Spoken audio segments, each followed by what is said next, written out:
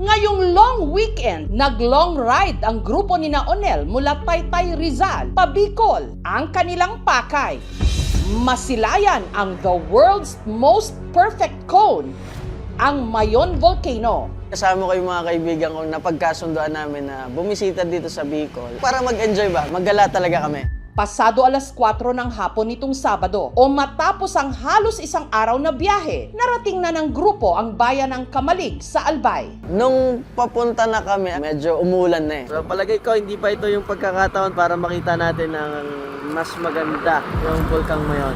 Pero hindi pa man din sila nag-iinit.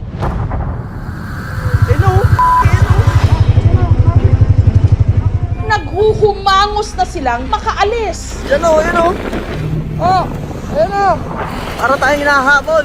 Tinakasan kasi nila ang isang napakalaki at napakaitim na usok na parang lumalamon sa kalangitan. Ang sadya kasi nilang Bulkang Mayon biglang sumabog. Ang bilis baba ng usok. Hindi namin alam nung pagkakataon na yon. Habang binabaybay namin yung kalsada, pumutok na pala yung Mayon. Tapos nakita na namin na natatabunan talaga siya ng makapal na usok. Grabe guys, ang halikabok! Wala nang makita! Zero visibility na! Kaya sina Onel at iba pang mga motorista na stranded. Nakaligtas naman kami ng buhay. Ramdam mo yung init, yung bawat bagsak ng asphalt sa katawan. Yung mga tao na nasa labas, halos natataranta na rin kasi hindi nila alam gagawin, saan sila magtatago para hindi matabunan. Ang mga kalsada at kabahayan sa Kamalig na nasa paanan lang ng bulkan, nagkulay abo dahil sa napakakapal na ashfall. Ang may-ari naman ng bakery na si Rachel, agad na tinakpan ng trapal ang kanyang mga paninda para hindi masira ng abo. Kung noon, nakikita ko kasi sa taas lang yung maitim. Kahapon, buong Mayon Volcano natatakpan. Kala mo katapusan na ng mundo eh. Noong una, hindi man kami natatakot kasi di ba sanay na kami. Nung pabagsak na, dali-dali talaga kami. Bigla kaming pumasok kasi di na talaga kaya. Wala ka nang makikita. Ang kanya namang mister, halos walang tigil sa pagpala ng mga abo na naipon sa tapat lang ng kanilang tindahan. Perwisyo, lalo yung mga may tindahan, hindi talaga makakapagbukas. Malikabok talaga. Ang outdoor wedding naman sana ni Je at Martin, muntik nang maantala.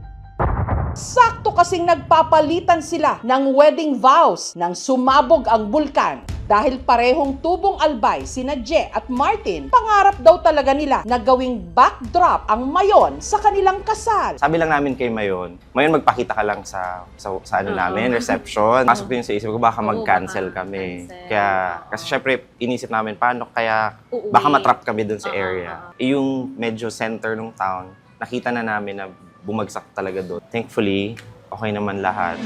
Enero pa lang, panay na ang pagsingaw ng Mayon. Characterize yung eruption ng Mayon Volcano na effusive. That means na tahimik lamang na naglalabas, lava, abo ang Mayon Volcano. Yung alert level 3 po has been around po since January 6. Pero hindi inakala ng mga taga Bicol na ganito kalakas ang magiging pagsabog. Dahil sa napakakapal na usok na bumalot sa palibot ng bulkan, ang hindi napansin ng marami, nagkaroon na pala ng lava fountain o yung pagbulwak ng lava mula sa crater ng bulkan. As of 5 a.m. kanina, for the past 24 hours, nagkapag-record po ang Mayon Volcano Monitoring Network ng 32 na volcanic earthquakes. Sama po dito yung 25 na volcanic tremors. Ito po yung tuloy-tuloy na pagyanig na nararanasan sa paligid ng Mayon Volcano. Yung kahapon po, nakapagtala rin tayo ng 284 na rockfall events, yung mga nahuhulog or natitipak-tipak ng mga bato. Ang higit na ikinabahala ng mga otoridad, ang tinatawag nilang uson o pyroclastic density current para itong avalanche. Pero sa halip na snow, ang rumagasa mula sa bulkan, mainit na abo, bato at nakalalasong gas.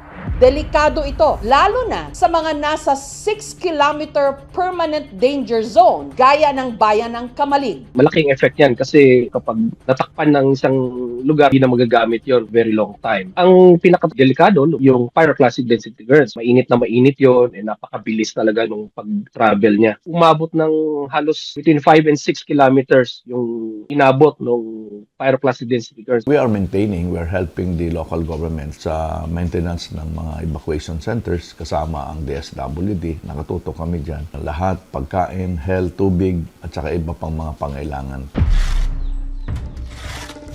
Naabutan namin dito sa Barangay Travesia ang pamilya ni Gina na sinuong ang ashfall sakay ng kanilang tricycle.